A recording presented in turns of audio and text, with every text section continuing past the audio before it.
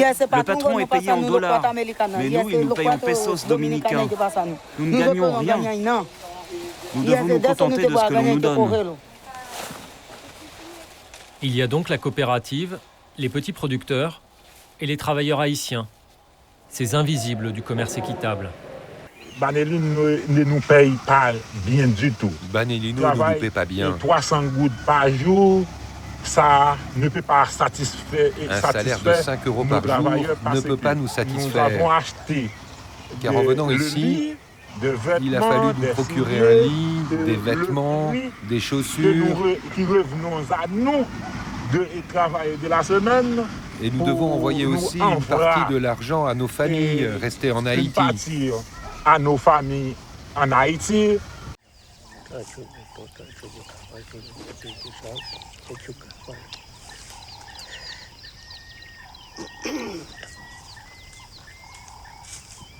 Dios, Chiapas un ketik perdon, hayim yo in ketik, chu karna tak, yo in ketik, ti boy ti hun am tel kun ketik, kuchal ti hong ketik, pobre in ketik, naun in ketik, ti hong ketik, emoy kasi oy kun ketik, ha hong ketik, ti campesino ketik, nasi am tel ketik, tah om ketik, tah ko ketik, tah wokol ketik, tah manal ketik, tah cik ketik, tah kalal ketik. Tihuhun kak alkus en chikus ketik, chuk kani ketik, chuk nisnam ketik, ti oy wokol ketik, ti lita balumila. Pero fotan na hatuk kahwal Dios tawin hel. Ako hechuk koduk tapasel, tahuk stoyas bahuduk stoholti kamtel ketike. Tahuk smukin bahuduk stoholti kamtel ketike.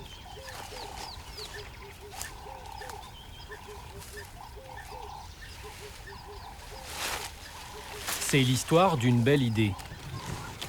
L'idée d'un commerce plus juste, où les consommateurs des pays riches acceptent de payer un peu plus cher les produits des pays pauvres. Ce commerce plus juste s'appelle le commerce équitable. Ces paysans produisent du café équitable depuis 20 ans, et pourtant, ils prient chaque matin pour sortir de la misère. C'est comme si rien n'avait changé. Café, bananes, thé, le secteur brasse pourtant des milliards d'euros. Mais qui s'enrichit réellement? Voyage dans les coulisses d'un business inattaquable.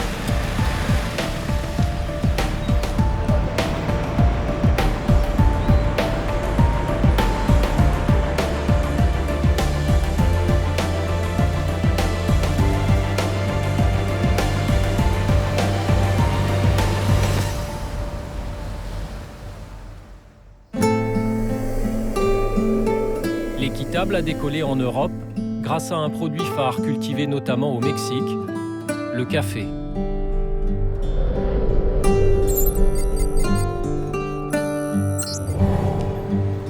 Le Chiapas est l'État le plus pauvre de ce pays. 27% de la population est d'origine indigène.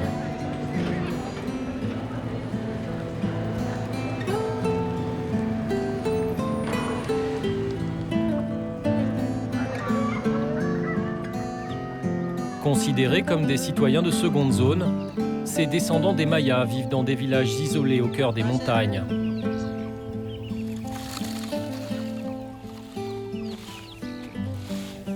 Le café est l'une de leurs seules ressources.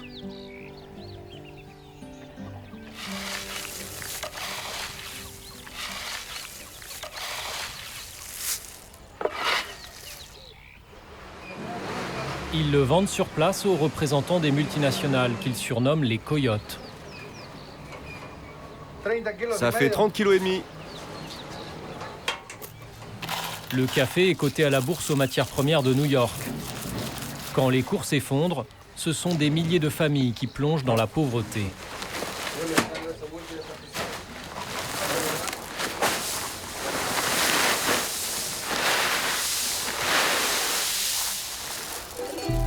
Dans le village de Yuquil, les paysans ne vendent plus leur café aux coyotes. Ils appartiennent à une coopérative de commerce équitable, CIRSA, et sont dorénavant protégés des aléas du marché.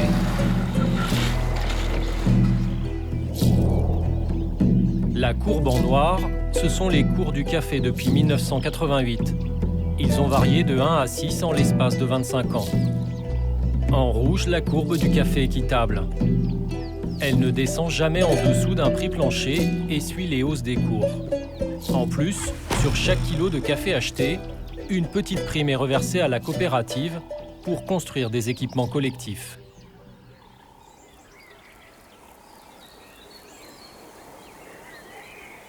À Yukil, les paysans travaillent en famille sur les parcelles.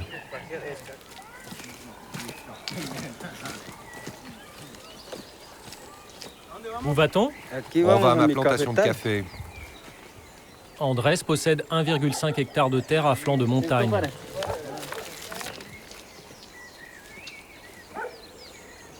En 8 heures de labeur, il va collecter à lui seul 60 kilos de café. C'est 1000 fois moins que ce que peut faire une machine agricole sur une grande plantation au Brésil. Ici, les cerises de café sont ramassées à la main, ce qui rend le travail lent et difficile. Écoutez-moi tous. C'est l'heure du possol.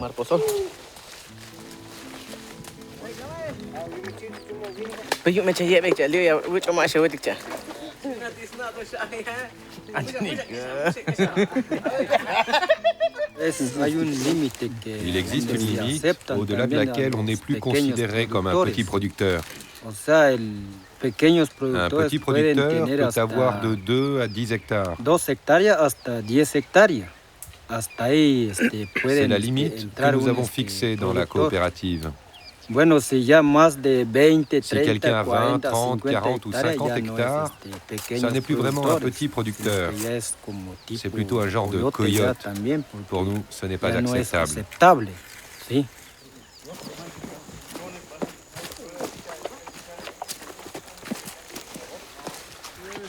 Dans le commerce équitable, il n'y a pas de place pour les gros propriétaires terriens. Grâce à sa parcelle de café, Andrés gagne une centaine d'euros par mois.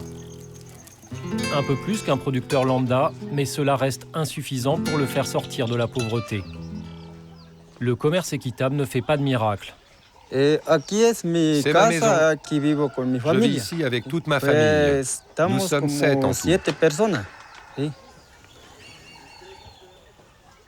Ici, c'est le salon. C'est la pièce où je viens me reposer après le travail dans les champs. Il y a des fauteuils où nous pouvons nous asseoir. Et pour me distraire un peu, quand je suis fatigué, je regarde la télévision.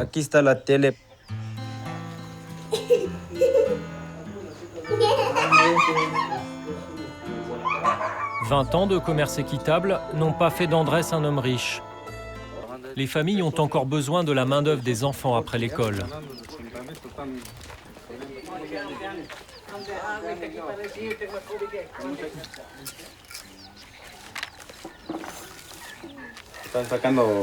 Les enfants sont en train d'enlever les grains verts. Ils les séparent pour que nous dépulpions uniquement les grains rouges.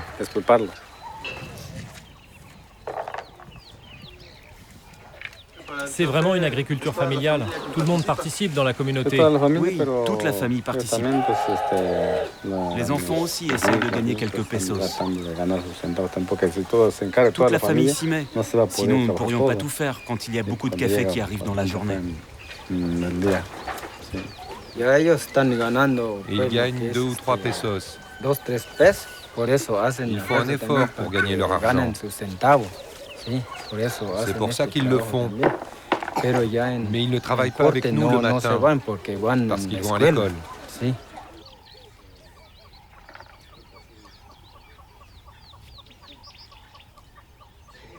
Chaque année, la coopérative vend entre 4000 et 6000 sacs de café équitable.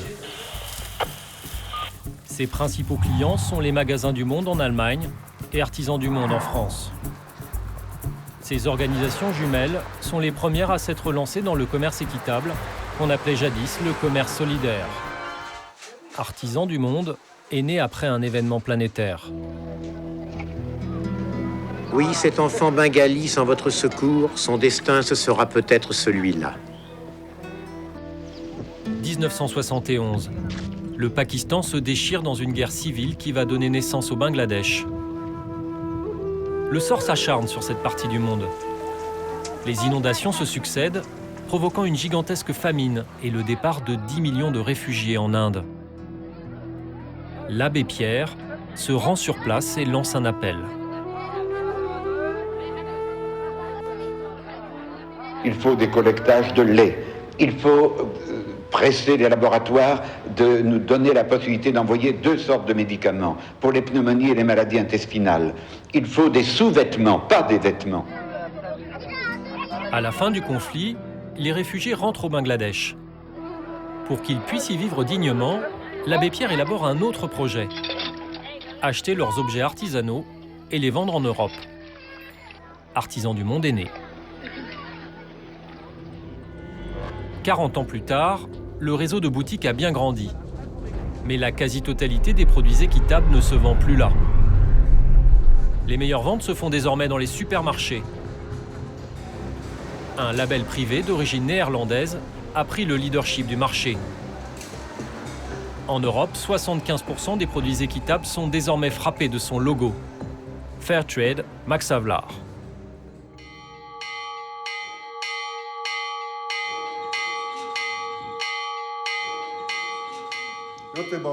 Je te baptise au nom de Dieu le Père. Chantons. Como las ramas llenitas de café, hoy me reúno con todo mi pueblo. 1980. Franz van der Hoff, un prêtre ouvrier hollandais, s'installe à Oaxaca, dans le sud du Mexique.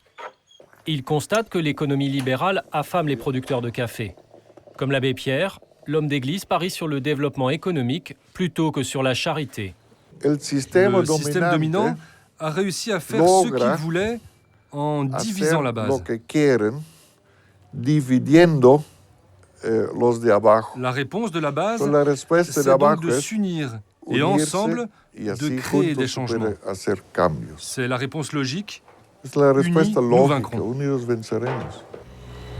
Franz van der Hoff cherche des débouchés commerciaux pour sa coopérative à Amsterdam. Sur place, il trouve un allié, un jeune économiste qui travaille dans une association chrétienne, Nico Rosen. Ensemble, les deux hommes vont moderniser le commerce équitable. Pour vendre leur café à un meilleur prix, ils parient sur un label plutôt qu'une marque. Un nom leur vient aussitôt, Max Havelaar. C'est le titre d'un roman hollandais dont le héros dénonçait le sort des paysans indigènes en Indonésie.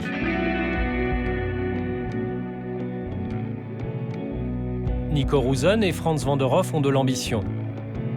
Ils négocient avec les enseignes de supermarchés hollandaises pour que leur café soit référencé dans leurs rayons. Max Havelaar keurmerk koffie beschikbaar zijn. Dat is koffie die komt bij 25 ans plus tard, Nico Rosen se souvient de cette décision lourde de sens. Les pionniers de l'équitable étaient réticents à l'idée de travailler avec les supermarchés parce qu'ils étaient perçus comme faisant partie du système, du problème. Il y avait aussi une résistance pour coopérer avec les grands négociants du marché. Donc nous avons dû lutter contre les dogmatismes politiques, les idéologies politiques qui voulaient nous empêcher de franchir cette nouvelle étape. À l'époque, le commerce équitable représentait moins de 0,1% du marché. Aujourd'hui, c'est 3 à 4% du marché de la consommation dans de nombreux pays. Donc, nous pouvions développer notre secteur de façon significative en vendant nos produits dans les supermarchés. Nous avions raison. Que gagnent les hypermarchés en vendant des produits équitables avec le label Max Havelaar ? Carrefour, Leclerc, Auchan, Reveux, les principales enseignes françaises et allemandes ont refusé d'être interviewées. Une seule a accepté d'être transparente, c'est Super U. Le porte-parole de cette enseigne ne fait pas de sentiment. Si les produits équitables sont dans ses rayons, c'est parce que c'est rentable. Tout le monde dans cette affaire doit dégager un bénéfice et de la marge. Encore une fois, si vous me demandez si on vend ces produits sans marge, c'est non. Aujourd'hui, tous les produits quasiment qui sont vendus dans un magasin, quelle que soit l'enseigne, doivent dégager de la marge. Sinon, il y a un moment où l'exploitation d'un magasin ne peut pas continuer. On ne peut pas demander à la grande distribution de subventionner à perte des entreprises ou des démarches aussi vertueuses soient-elles. Mais quand il s'agit d'avancer un chiffre précis... Vous la connaissez quand même, la marge, j'imagine, sur ces produits? Non. Philippe Juglar a accepté de lever ce secret bien gardé. Cet ancien négociant de café connaît par cœur le dessous des étiquettes et les failles du label Max Havelaar. C'est le consommateur qui prend à sa charge, effectivement, la totalité de la chaîne de l'équitable. Les intermédiaires, négociants, transporteurs, torréfacteurs, etc., ne font pas d'efforts sur leur marge parce que c'est du commerce équitable. Et les distributeurs, je pense, en moyenne, ont plutôt une marge supérieure parce qu'ils font du commerce équitable. Pour prouver ce qu'il avance, Philippe Juglar s'est livré à un petit exercice. Décomposer le prix de 2 paquets de café issus de la même marque de distributeur. Ils sont identiques à un détail près. À gauche, le paquet est composé de café colombien. À droite, le paquet est un mélange d'arabica, mais avec le label Max Havelaar. Donc, j'ai fait mes petits calculs. D'un côté, donc avec le Colombie, mon distributeur dégage une marge de l'ordre de 1 € par paquet, soit 37% de son chiffre d'affaires. Et avec le commerce équitable, il dégage une marge de 1,34 €, soit 45% de son chiffre d'affaires. Finalement, le consommateur est content d'avoir l'impression de participer à l'amélioration du monde et le distributeur est ravi d'améliorer ses marges à la fin du mois. La grande distribution ne fait pas d'efforts et en plus, elle augmenterait ses marges grâce au label Max Havelaar. En bas du paquet, la part réservée aux petits producteurs et à la coopérative, 32%. Les intermédiaires gagnent 18%. Reste la part de la grande distribution qui atteint dans cet exemple 45%. À titre de comparaison, Artisan du Monde fait une marge de 25% sur ses cafés. Le label Max Havelaar laisse la grande distribution libre de sa politique de vente. Son cahier des charges parle de la traçabilité des produits, de la protection de l'environnement, des conditions de travail et de la démocratie au sein des coopératives, mais pas une ligne n'encadre les pratiques des grandes surfaces. C'est d'ailleurs la recette de son succès. Aujourd'hui, des associations Max Havelaar existent dans 25 pays du Nord et la palette de produits s'est énormément élargie. Rose, thé, bananes, chocolat, le chiffre d'affaires des produits ayant le label Max Havelaar a atteint 5 milliards d'euros en 2011. Mais peut-on grossir sans perdre ses valeurs d'origine? Que deviennent les petits producteurs quand de telles sommes sont en jeu?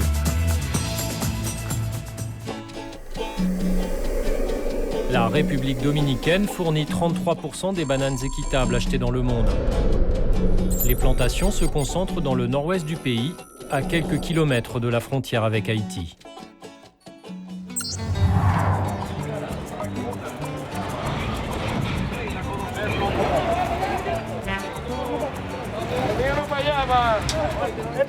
On va devenir millionnaire si on vend toutes ces bananes. La banane équitable, c'est le plus gros succès en volume pour le label. 320 000 tonnes ont été vendues dans le monde en 2011.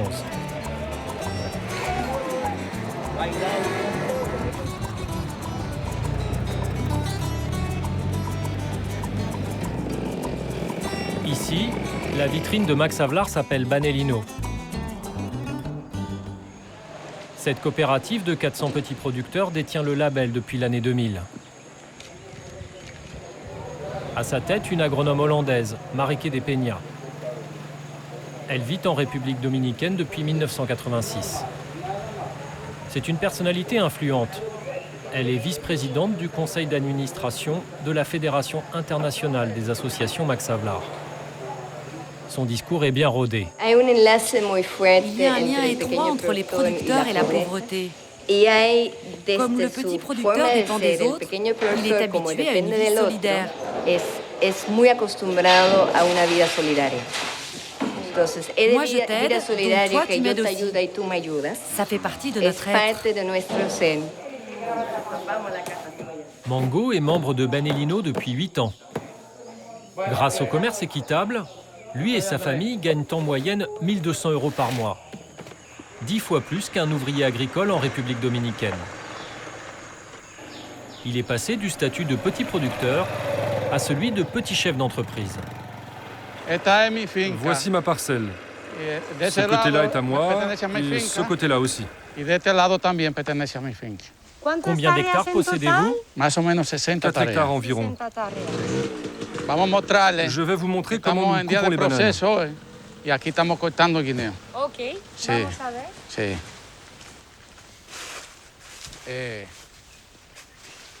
Mettez-vous à côté du régime. Amenez le régime ici. Mango ne coupe plus ses bananes lui-même. Il fait désormais travailler des migrants haïtiens. Eux gagnent en moyenne 4 € par jour, soit le salaire minimum.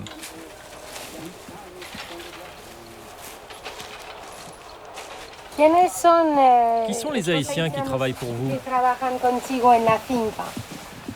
C'est-à-dire? ¿Cómo se llama? Vous voulez leur prénom? Bueno, Ils ellos ont toujours des siempre, noms bizarres. el nombre de ellos medio enredado. Ils Él s'appellent se Jean. llama Jan. Ok. Sí, Jan. Les autres, Los ils ont des noms otros bizarres. tienen Je nombres ne connais pas leur enredados que uno prénom. nunca lo sabe. Et combien d'Haïtiens travaillent avec vous le jour de la coupe? 5. 5. 5 que hay aquí. 5.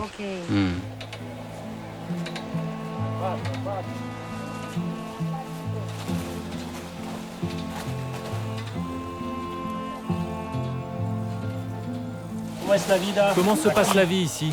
Le patron est payé en dollars, mais nous, il nous paye en pesos dominicains. Nous ne gagnons rien. Nous devons nous contenter de ce que l'on nous donne. Il y a donc la coopérative, les petits producteurs et les travailleurs haïtiens, ces invisibles du commerce équitable. À la station d'emballage, quelques heures plus tard, nous rencontrons d'autres employés haïtiens de Banelino. Gabriel et Philomé acceptent de témoigner sous couvert d'anonymat.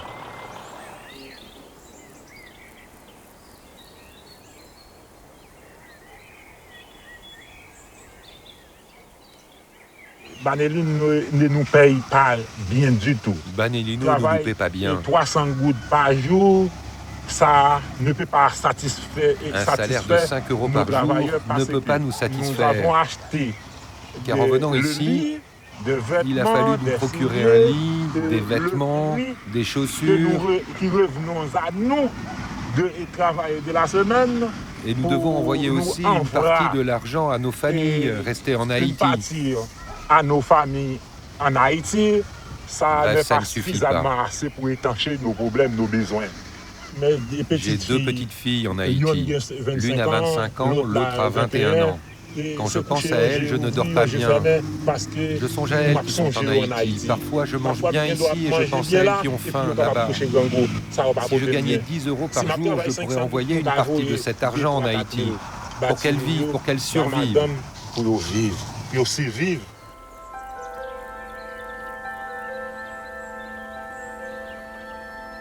J'ai un passeport, mais je n'ai pas de visa. 10 000 pesos, ça coûte 180 € pour l'avoir. Banelino ne nous aide pas à obtenir nos papiers.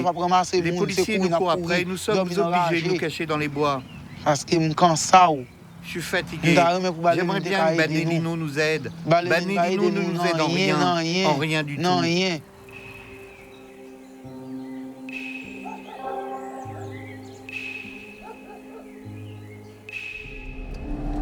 L'histoire de Gabriel et de Philomé est-elle un cas isolé parmi les 400 membres de la coopérative? Le lendemain, Marique de Peña, la directrice de Banelino, a rendez-vous avec un autre de ses producteurs modèles. Le petit producteur, oui, il fait partie de la chaîne commerciale, mais pas le travailleur. Le travailleur a besoin de meilleures conditions de vie sans doute, mais est-ce que le commerce équitable est le mécanisme qu'il faut? J'espère que oui, peut-être. Mais pour moi, le commerce équitable doit principalement bénéficier aux petits producteurs organisés.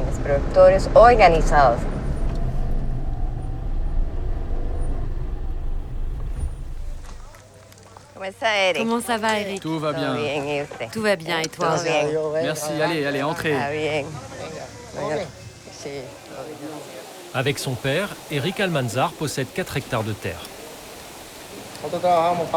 C'est mon père qui m'a appris à travailler. Et moi, je vais l'apprendre à mes enfants. C'est une chaîne pour que les choses aillent bien. Une dizaine de Dominicains s'occupent des tâches d'emballage une fois par semaine.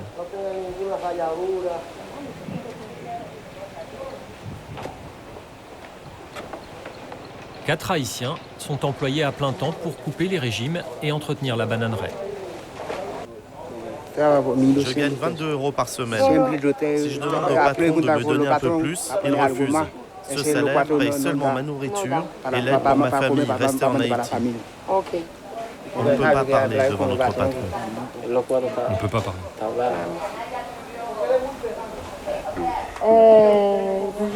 Est-ce que vous savez ce que c'est le commerce équitable? Non.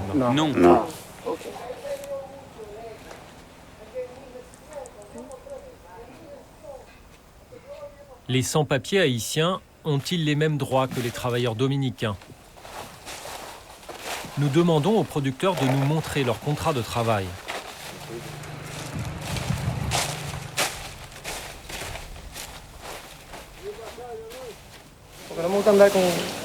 Je n'aime pas trop traîner avec les papiers. Oui, mais nous aimerions bien les filmer. Ce sont des contrats formels. Banelino a une copie de ces documents. Oui, parce que nous utilisons le modèle de contrat d'Eric pour donner l'exemple aux autres producteurs. 2 jours après ce tournage, Banelino nous communique les contrats de travail qui servent de modèle à tous les producteurs. Nom, nationalité, âge, empreinte digitale, entrée dans l'entreprise, salaire, mais aucune information sur les droits des salariés. Ces contrats ne sont pas conformes au cahier des charges de Max Havelaar. Vous et vos membres devez avoir un contrat de travail écrit pour tous les travailleurs permanents qui comprend au minimum une définition du poste, la garantie de ne pas perdre de salaire en cas de maladie, handicap ou accident et la période de préavis. En République dominicaine, le label Max Havelaar a un autre secret bien gardé. Pour pouvoir fournir des volumes de bananes équitables à la grande distribution, notamment anglaise, l'organisation a décidé d'accorder son label à de grands propriétaires terriens, alors qu'à l'origine, elle voulait défendre les petits producteurs face aux gros.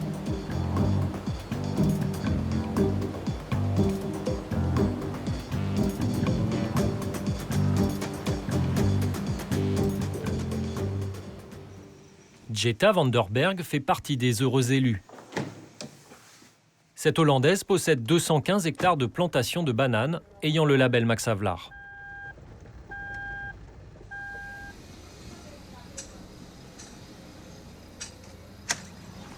Bonjour, est-ce que tu peux venir avec moi? Pourquoi? La télévision française est là. Il filme? Hélas. Alors, dans quel coin un peu sympa pourrait-on aller? L'expatrié fait le tour de son domaine avec son directeur technique. Lui aussi est hollandais. Quand il a été créé, le commerce équitable était un très beau projet. Les idées étaient belles, mais ça s'est transformé en quelque chose de différent, qui n'existe plus. C'est vrai que l'image que les gens gardent du commerce équitable depuis tant d'années, vous voyez, c'est comme un rêve en fait.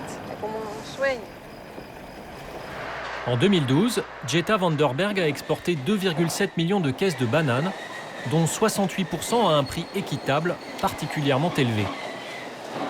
Le chiffre d'affaires de son entreprise a dépassé les 26 millions d'euros. En contrepartie, Max Havelaar lui demande d'être irréprochable envers ses 415 employés.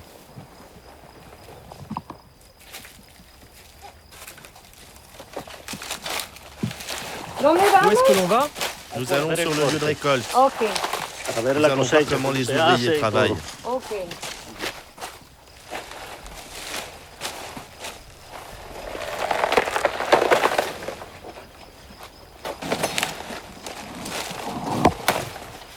Celui qui coupe s'appelle Simon Exilas. Il travaille dans l'entreprise depuis 4 ans. Et le porteur de régime, il s'appelle Nevadio. Cela fait 4 mois qu'il travaille chez nous. Comment vous vous sentez sur votre lieu de travail? Je me sens bien. Ça paye bien? Oui, 6 € par jour. Simon habite tout près de la plantation.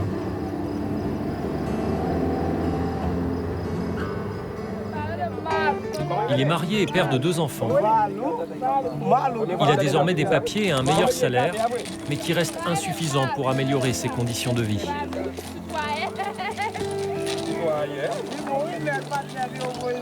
Comme tous les travailleurs agricoles haïtiens vivant en République dominicaine, il vit dans une bataille, un campement où les cabanes sont faites de briques et de broc.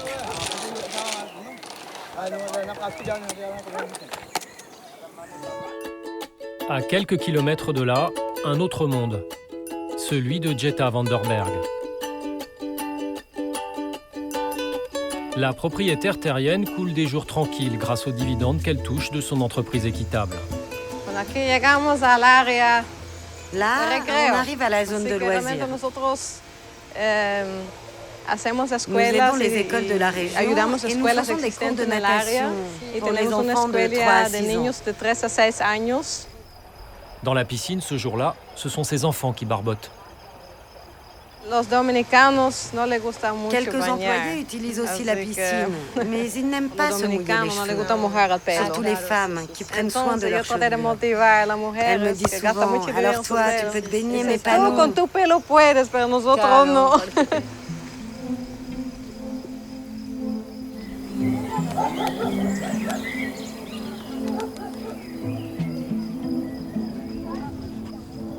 Vous dormez tous les 4 dans ce lit? Non.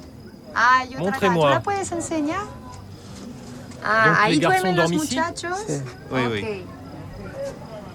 Et depuis combien de temps vivez-vous ici? Ça fait 20 ans que je vis ici. 20 ans ici, dans la même maison? Oui, c'est ça. Et combien louez-vous cette maison? Je la loue 10 € par mois, avec l'eau et les sanitaires. Ah, avec la lumière, l'eau, les sanitaires. Et les sanitaires sont à l'extérieur. Ils sont là-bas, c'est là qu'on se lave.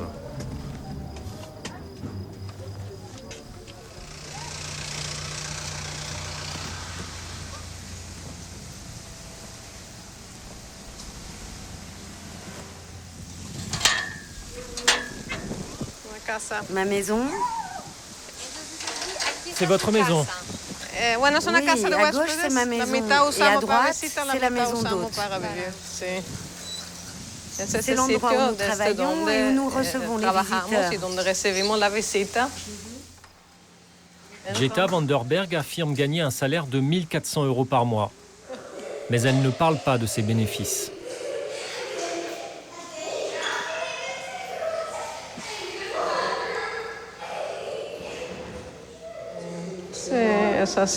C'est comme ça dans le monde des affaires. Il y en a qui progressent et d'autres non. Yo sé que desde el inicio, desde que comenzamos en 94 hasta la fecha, hemos siempre pagado el precio justo a los empleados, a los productores, siempre por encima de lo demás, de competencia. De la concurrence. Et tout est transparent. Tout est là. Donc si yo puedo pagar un buen precio productor y progresar, está muy bien. Así debe ser el negocio, ¿no? Así progresa el comercio. Le commerce peut-être, mais le commerce équitable, lui, en prend un sacré coup.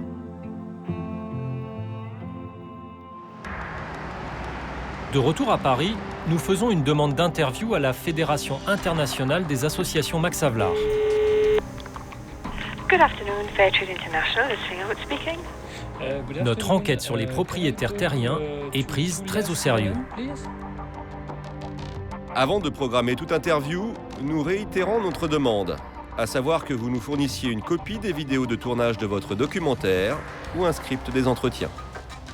Face à notre refus, Max Havelaar oppose une fin de non-recevoir. Le prêtre hollandais qui a fondé le label Max Havelaar annule également son interview. Nous apprenons que Franz van der Hoff est de passage à Nice pour recevoir les insignes de docteur honoris causa de la faculté de Sophia Antipolis.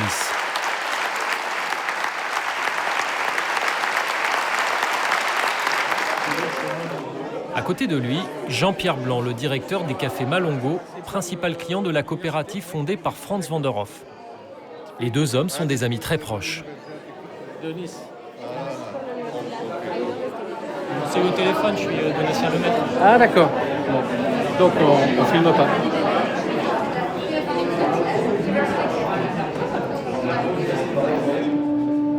Ce soir-là, le prêtre répond aux questions de tous les journalistes présents. Mais...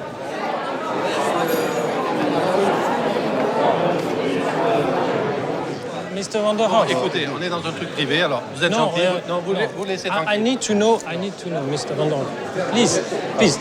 Vous pouvez pas lâcher un peu. J'ai pas eu de réponse de la part de M. van der Hoff depuis 3 semaines. Eh ben, si vous n'avez pas de réponse, c'est qu'il n'a pas besoin de vous parler. Voilà, c'est tout. Point à la ligne. Le pape du commerce équitable est réduit au silence.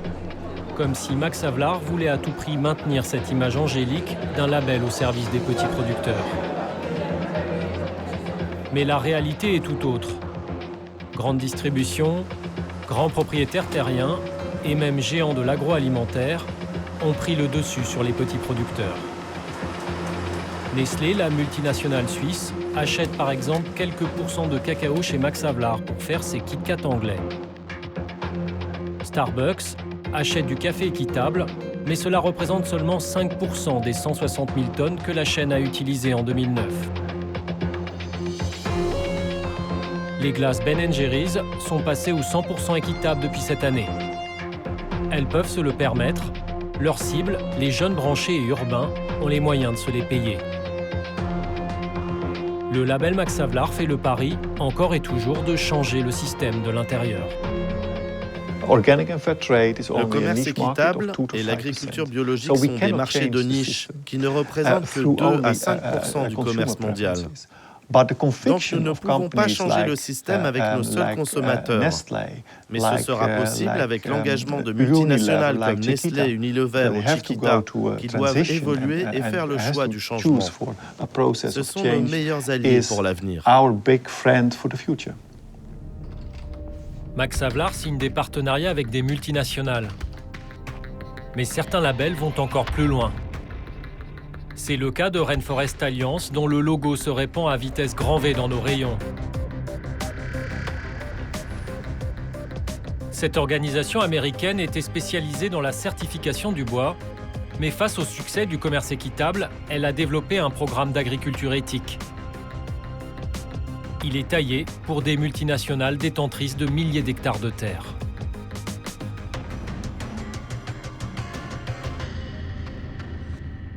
Vous pouvez faire beaucoup avec une simple tasse de thé. Lipton travaille avec le label Rainforest Alliance. Pour un plus grand respect de l'environnement, de meilleures conditions de vie pour les cultivateurs et pour leurs familles. Le message publicitaire est un copier-coller des principes du commerce équitable. Sauf que Lipton n'est pas une coopérative de petits producteurs. C'est la marque phare d'Unilever, un trust néerlando-anglais qui pèse plus de 46 milliards d'euros. Tous les jours, 2 milliards de personnes utilisent ces produits dans le monde.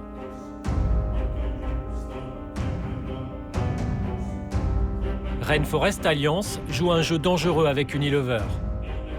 Quelle logique va l'emporter? Le business ou l'équitable?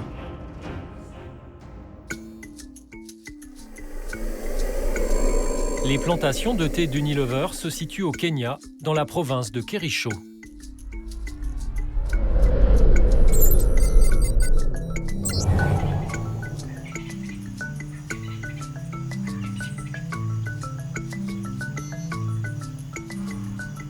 Unilever y possède 14 000 hectares de terre.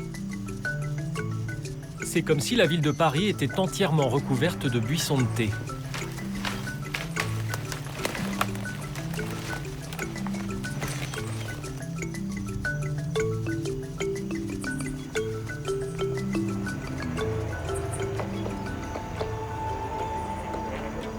Truffées de postes de garde, les plantations sont sous haute surveillance. 12 500 personnes travaillent et vivent toute l'année dans des villages de la propriété.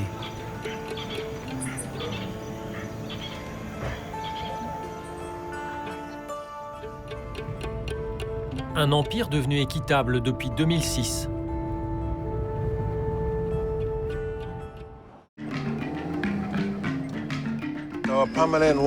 Nos ouvriers permanents viennent de différentes provinces, souvent éloignés d'ici. Et nous devons nous assurer qu'ils ont un hébergement, une maison. Les ouvriers vivent toute l'année dans la plantation, en vase clos. Il n'est pas interdit de sortir, mais Unilever a tout prévu pour subvenir à leurs besoins. Des lieux de détente, un hôpital où les soins sont gratuits, et même des écoles pour leurs enfants. Quel est ton prénom? Dites-moi bonjour. Vous êtes les élèves de l'école maternelle?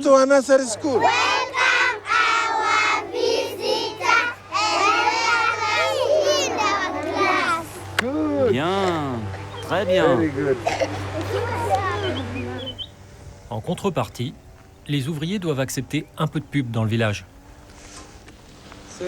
Qu'est-ce que c'est, Blue Band? Blue Band, c'est une marque de margarine produite par Unilever. Unilever a payé la peinture et ils ont donné des produits gratuits aux employés qui étaient là à l'époque. Là, vous voyez, Royco, c'est une préparation pour faire de la soupe. Omo, c'est de la lessive. Donc nous sommes dans le monde d'Unilever. Oui, c'est Unilever qui fabrique ces produits. Dans la petite épicerie du village, les produits Unilever sont en bonne place. La multinationale paie ses ouvriers qui, en retour, achètent ses produits. Un as du marketing n'aurait pas fait mieux.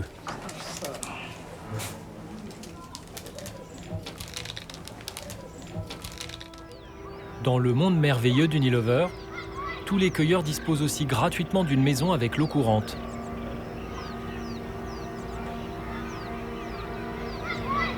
Certaines sont dans un état déplorable.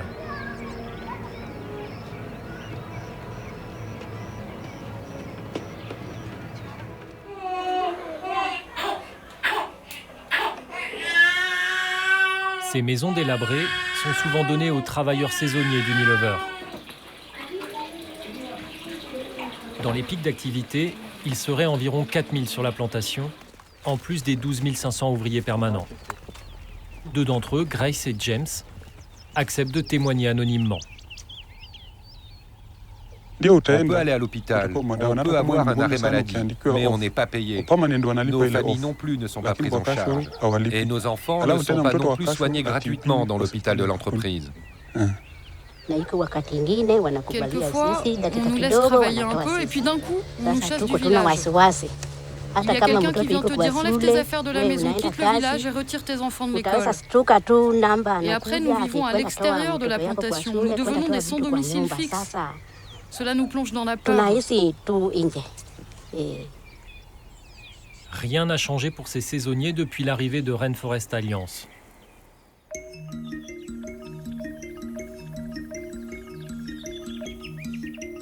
Les conditions de travail, elles aussi, n'ont pas évolué sur la plantation. Qu'ils soient permanents ou saisonniers, les cueilleurs de thé sont regroupés par unité et dirigés par des contremaîtres. Les employés sont payés 10 centimes d'euros le kilo. Ils peuvent ramasser 35 kilos de thé par jour et espérer gagner 3 euros, soit 2 fois plus que le salaire minimum journalier au Kenya. Il a déjà ramassé 21 kilos depuis ce matin. Merci beaucoup. Suivant. Elles doivent travailler dur, vos salariés. Je ne comprends pas bien ce que vous voulez dire par travailler dur. Les salaires ont été négociés. Nous payons vraiment très bien. Apporte tes feuilles, pèse-les et tu seras payé en fonction de ce que tu as fait. Je pense que c'est une façon très équitable de payer les gens.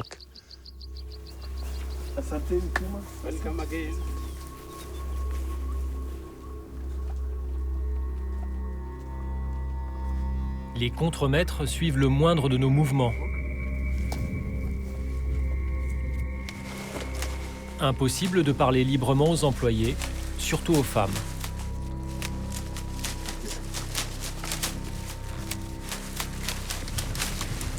Ok, merci. On y va? Let's go to...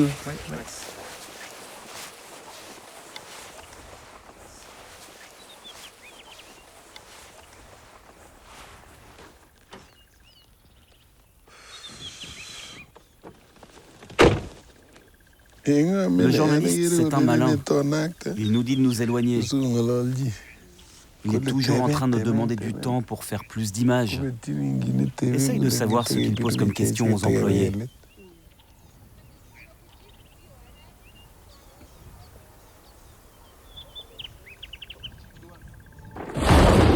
En octobre 2011, une ONG néerlandaise très réputée, SOMO, a publié un rapport accablant sur les conditions de travail des salariés des plantations d'Unilever. 32 personnes ont été entendues, 23 femmes, 9 hommes.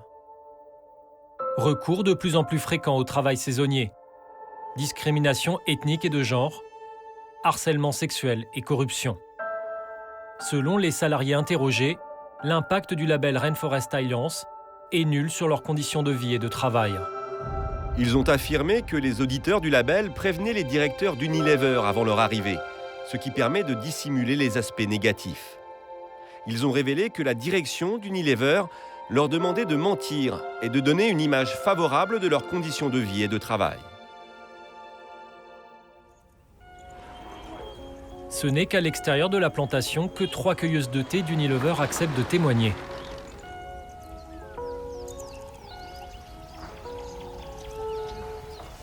Rose, Isabelle et Kanika travaillent pour la multinationale depuis de très nombreuses années. Les contremaîtres abusent de leur pouvoir et draguent les jeunes filles. Elles ont peur de refuser parce que d'après la coutume africaine, il faut respecter ses supérieurs. Elles ont peur de faire une bêtise en refusant leurs avances. Quand tu es une femme sur la plantation, ce n'est pas bon pour toi parce qu'en une journée, le contremaître peut coucher avec 5 femmes différentes. Si tu refuses ces avances, le lendemain on t'empêche de cueillir du thé. Il s'arrange pour que ton thé soit rejeté. Si vous refusez, ils vous envoient dans des zones où il y a peu de thé.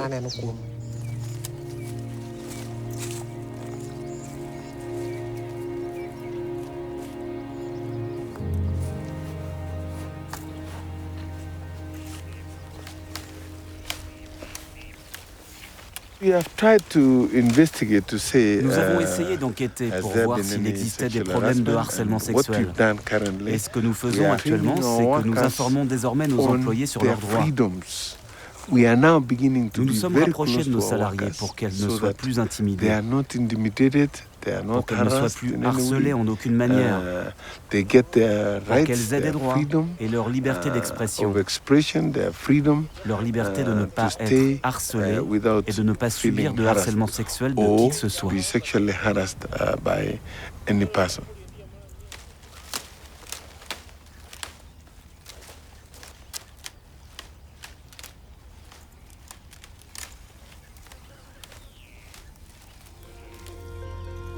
Mais il est très difficile pour ces femmes de briser la loi du silence. Après avoir été victime d'une tentative de viol de la part de son contremaître, Rose se décide d'avertir la hiérarchie d'Unilever.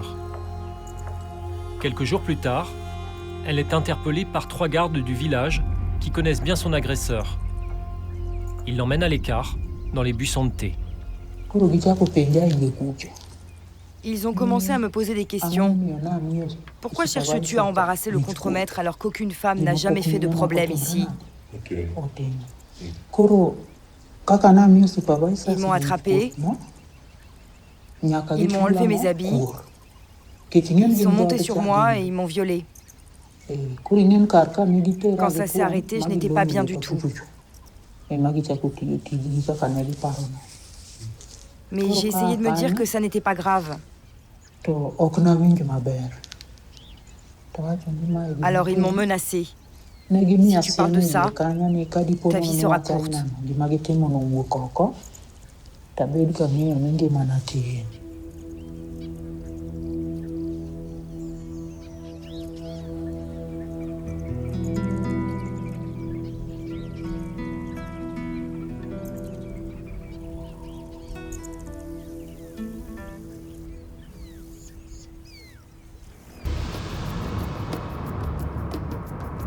Marc Monsara, le directeur de Rainforest Alliance, il est chaperonné dans tous ses déplacements par la conseillère en communication des plantations d'Unilever.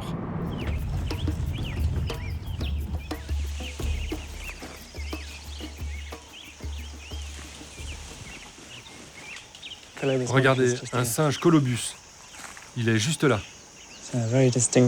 On le reconnaît bien à sa fourrure noire et blanche. Il vit sur une plantation de thé. C'est étonnant et en même temps, c'est la réalité. C'est fantastique. Que se passerait-il si Unilever décidait de maltraiter la faune et la flore de cette réserve naturelle ?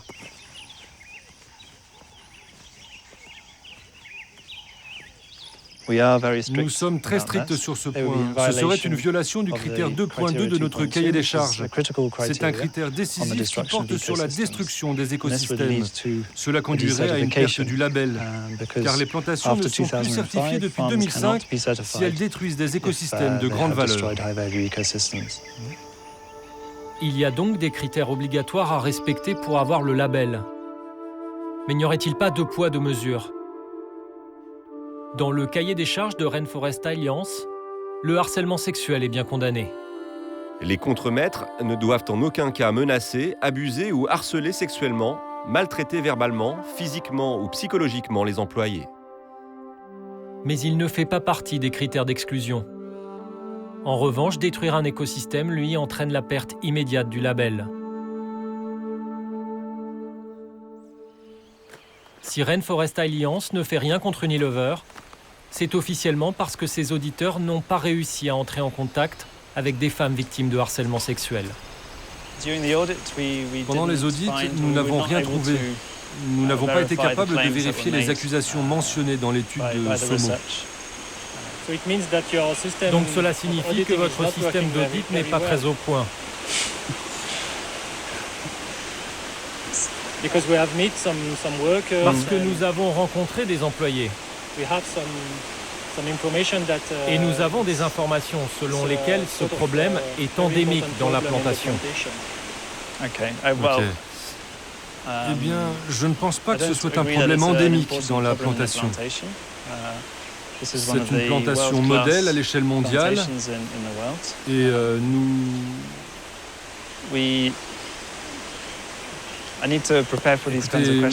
j'ai besoin de mieux me préparer pour ce type de questions. Rainforest Alliance a fait une réponse officielle. Et ce n'est pas juste d'essayer de me pousser à répondre à ces questions.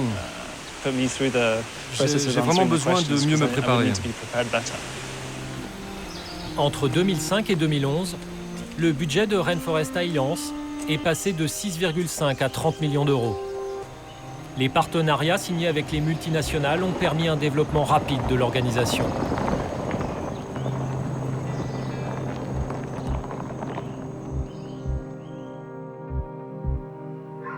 Peu à peu, le business fait main basse sur les idées généreuses du commerce équitable. De l'équité tout au long de la chaîne, c'est ce que souhaitent les consommateurs. Une croissance à 2 chiffres, c'est ce que désirent avant tout les principaux acteurs et les labels de la filière.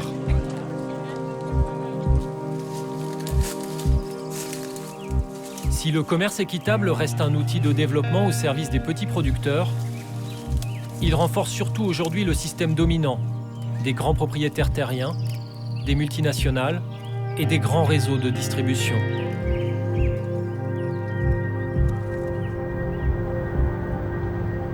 Loin de l'objectif de ses créateurs.